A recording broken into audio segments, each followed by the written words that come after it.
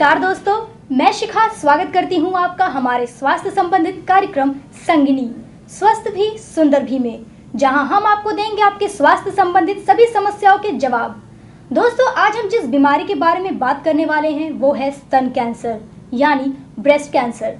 Silent killer नाम से जानी जाने वाली ये बीमारी हर साल न जाने कितनी ही महिलाओं को अपनी रोग की चपेट में लेता है। विश्व में जहां हर साल 4 लाख से अधिक महिलाओं की मृत्यु इस रोग के कारण होती है, वहीं भारत में भी इसकी स्थिति बहुत गंभीर है। भारत में हर साल 80,000 से अधिक महिलाएं इस रोग की चपेट में आती हैं। बदलती दिनचर्या और अनियमित खान पान कहीं इस रोग को बढ़ावा तो नहीं दे रहे।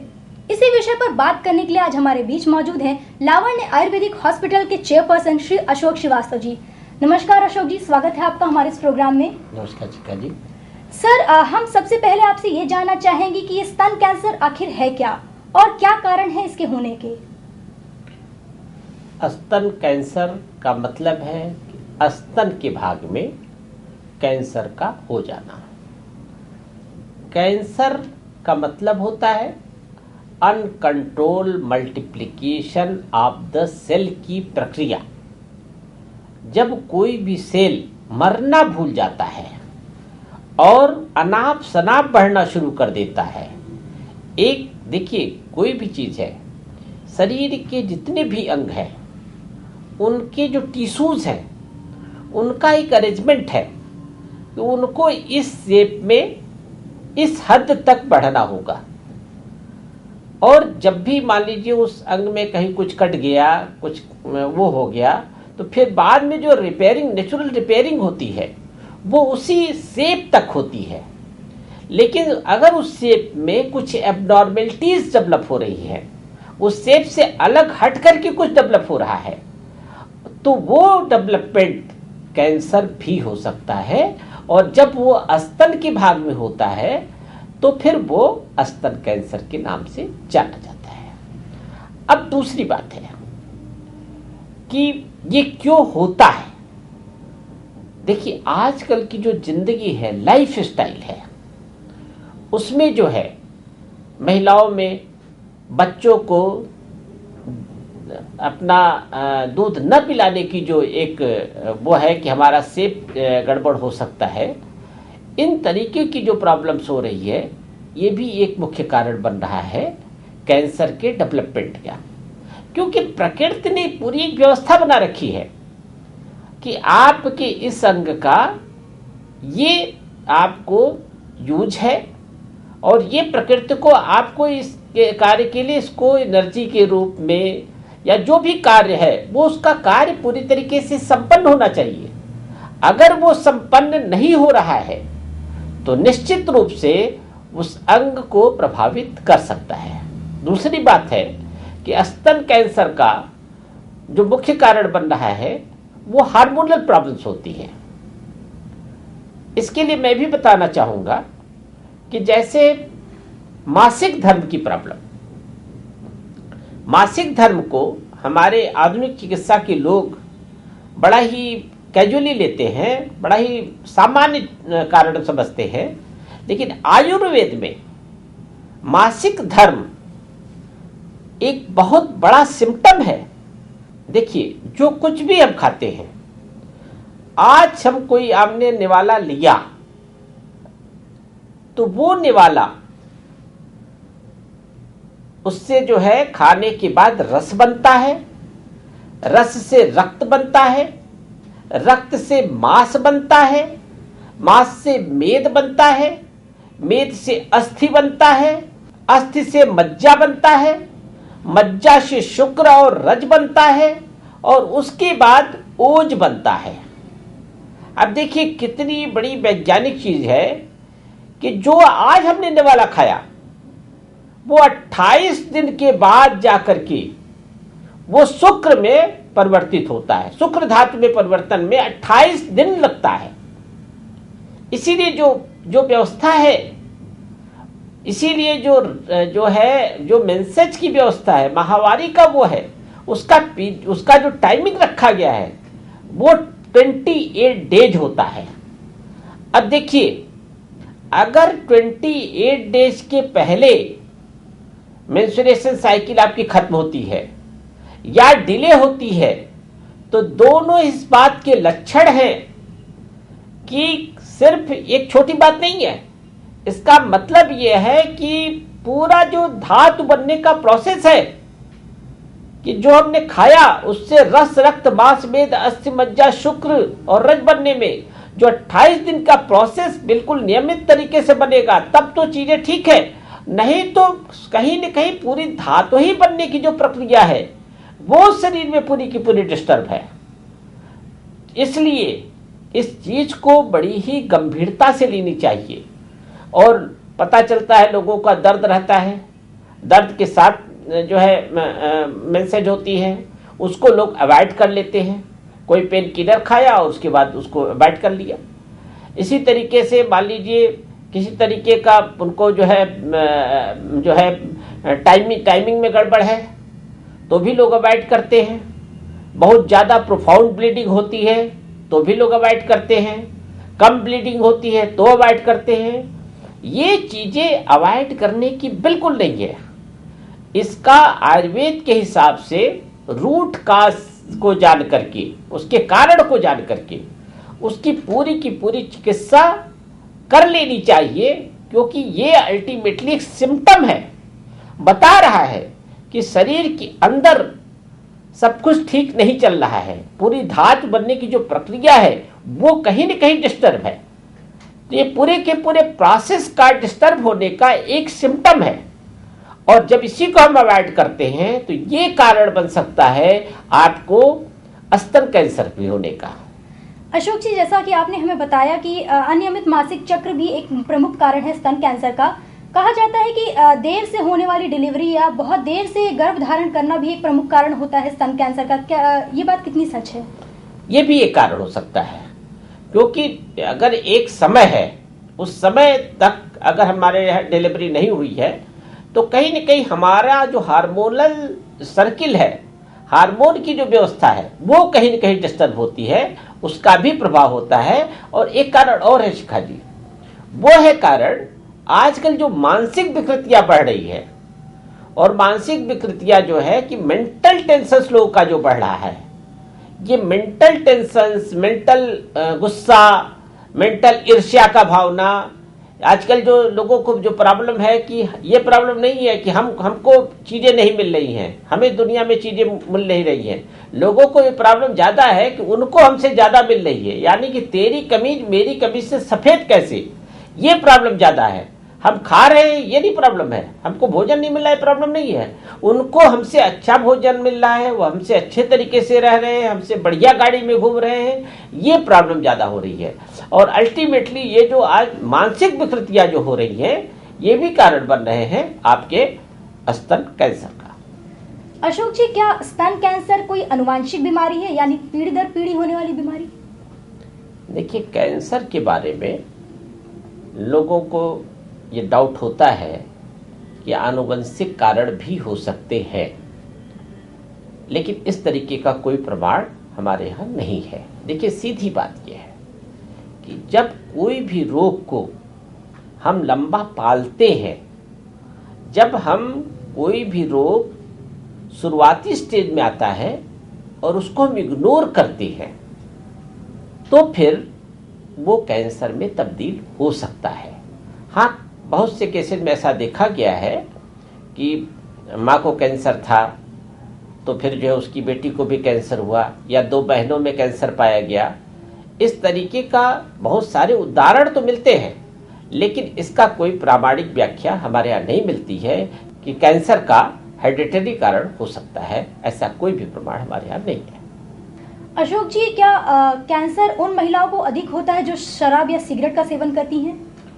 देखिए, शराब और सिगरेट का सेवन, मैंने जो आपको जैसा कि बताया कि मानसिक रूप से आदमी अपने आप को रिलैक्स करने के लिए करता है। देखिए, शराब और सिगरेट का जो सेवन है उसको आप देखें तो सिगरेट जो है पीने से कोई किसी को नशा नहीं होता है। सिगरेट एक हैबिट होती है, एक डिमांड होती बॉडी की।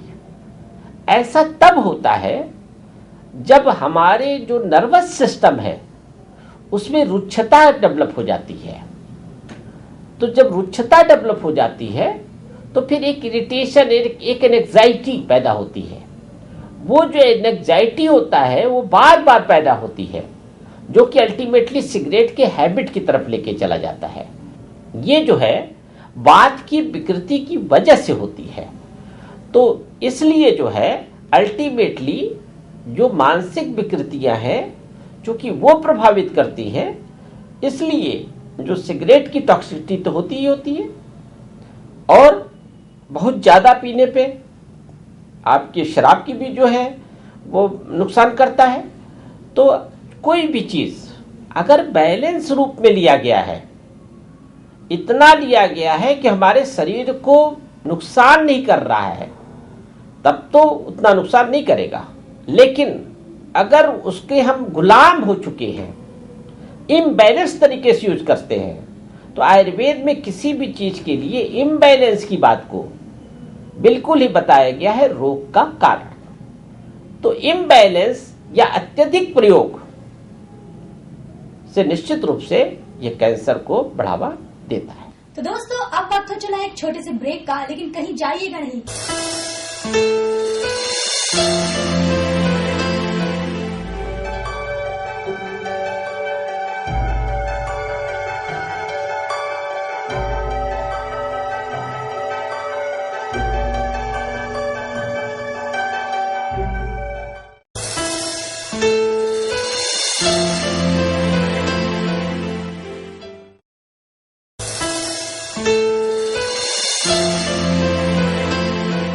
ब्रेक के बाद एक बार फिर स्वागत है आपका हमारे स्वास्थ्य संबंधित कार्यक्रम संगिनी स्वस्थ भी सुंदर भी में। दोस्तों अगर हमें रोगों के लक्षणों की पहचान पहले से ही हो जाए तो हम रोगों से बच सकते हैं। आइए जानते हैं हमारे एक्सपर्ट श्री अशोक श्रीवास्तव जी से स्तन कैंसर के लक्षणों के बारे में। सर, स्तन कैंसर के क्या लक्षण हैं? शिखा जी, स्तन कैंसर जब उसका जो आकार है उस आकार के अलावा जब उसमें किसी भी तरीके का कोई भी एबनॉर्मलिटी, कोई भी ग्रोथ, कोई भी गांठ जैसी चीज दिखाई पड़े तो वो स्तन कैंसर हो सकता है। और अगर गांठ बन रही है और उसमें किसी तरीके का दर्द नहीं हो रहा है, होता क्या है कि अगर किसी को दर्द हो रहा है तब तो उसको परवाह करता है, और अगर दर्द नहीं हो रहा है तो वो उसको अवॉइड कर जाता है। तो ये बड़ा इम्पॉर्टेंट चीज़ है, और मैं चाहूँगा कि दर्शकों को ये पूरी की पूरी चीज़ को जाने। ये मैं इसके लिए आपको ये प्रेजेंटेशन दिखाना चाहता हूँ और आपके दर्शकों को दिखाना चाहता हूँ कि वो स्तन कैंसर का स्वयं ही कैसे जांच कर ले, कैसे कैंसर हो सकता है, इस बात की पूर्व संभावना को ही पहले जांच ले, उसको इस प्रेजेंटेशन से जाना जा सकता है। और आपको एक बात और बता दिया, ये बड़ा इंपॉर्टेंट चीज है, क्योंकि हमारे देश में जो सबसे बड़ी कमी है कि हम लोग छोटी छोटी एबनॉर्मलिटीज को, छोटी छोटी प्रॉब्लम्स को, चाहे वो मेंसेस की प्रॉब्लम हो, चाहे वो लिकोरिया की प्रॉब्लम हो, या अपने स्तन में किसी तरीके का कोई गांठ या कोई उभार की प्रॉब्लम हो, जब तक वो बड़ा रूप नहीं ले लेता है, जब तक वो डेंजरस पॉइंट पे नहीं चला जाता है, तब तक हम उसको इग्नोर करते हैं। और यही इग्नोरेंस कैंसर को ऐसी स्थिति में पहुंचा चुका होता है कि फिर वो सीधे सीधे मृत्यु का कारण बनता है, और बड़ी ही विभत्स मृत्यु होती है। क्योंकि जब वो सड़ गल करके खत्म होता है तो फिर वो आदमी खुद अपनी जिंदगी से मौत की भीख मांगने लगता है। ये ऐसा हम लोग रोज देख रहे हैं।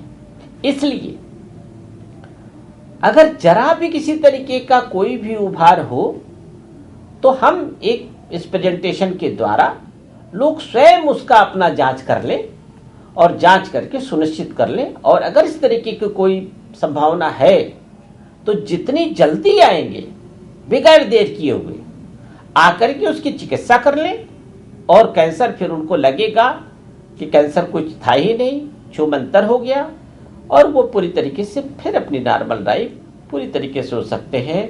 बस इसमें टाइम जो फैक्टर है वो बड़ा इंपॉर्टेंट फैक्टर है कि जितनी जल्दी हो सके उतनी जल्दी आना चाहिए। यही कैंसर के लिए सबसे बढ़िया बात होगी, उसे ठीक होने के लिए बढ़िया बात होगी। इसलिए छोटे सिम्टम्स को अवॉइड नहीं करना चाहिए। ये मैं, चूँकि हम लोग हजारों केसेस ऐसा देखते हैं, इसलिए मैं लोगों से अपील करना चाहूँगा, महिलाओं से, कि इसको बहुत ही गंभीरता से लें। अशोक जी, क्या अनियमित खान पान और मोटापा भी कैंसर का प्रमुख कारण है? देखिए शिखा जी, आयुर्वेद में टाइम मैनेजमेंट, जो काल चक्र का मैनेजमेंट है, उसका बहुत ही बड़ा महत्व है। हमारे यहां सीधी बात कही गई है कि आयुर्वेद जो पहली बात करता है, ये नहीं कहता है कि रोग हो। पहली बात जो आयुर्वेद कहता है वो कहता है कि हम ऐसी लाइफ स्टाइल, यानी आहार और विहार, विहार का मतलब है कि जो प्रकृति का टाइम का मैनेजमेंट है, उस मैनेजमेंट को हम फॉलो करें कि समय से हमें सूर्योदय के पूर्व शौच कार्य निपटा लेना चाहिए, हमें सुबह जल्दी उठ जाना चाहिए और जल्दी सो जाना चाहिए, निश्चित टाइम पे भोजन कर लेना चाहिए। ये जो मैनेजमेंट दिया गया है, ये बहुत बड़ा कारण बनता है और अगर हम इसको फॉलो करें तो कैंसर ही नहीं, हमें कोई भी रोग नहीं होगा। तो हमारे आहार और विहार दोनों का बहुत ही महत्व है।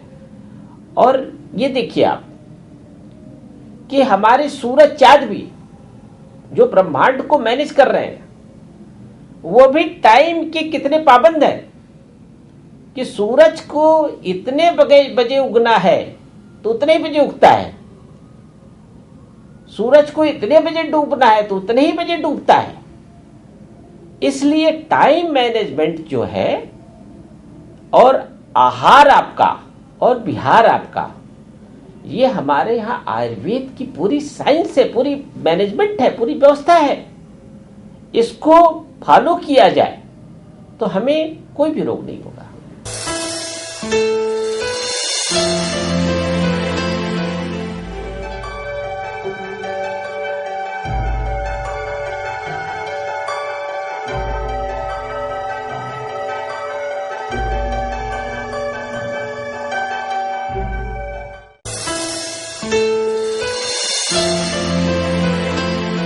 तो देखा आपने दोस्तों, कितना आसान है घर बैठे बैठे स्तन कैंसर की जांच करना। और अगर आपने पाया कि स्तन कैंसर के लक्षण मौजूद हैं, तो किस तरह इसका जड़ से इलाज किया जाए, ये हम आपको बताएंगे अगले एपिसोड में। तब तक के लिए दीजिए हमें इजाजत। नमस्कार।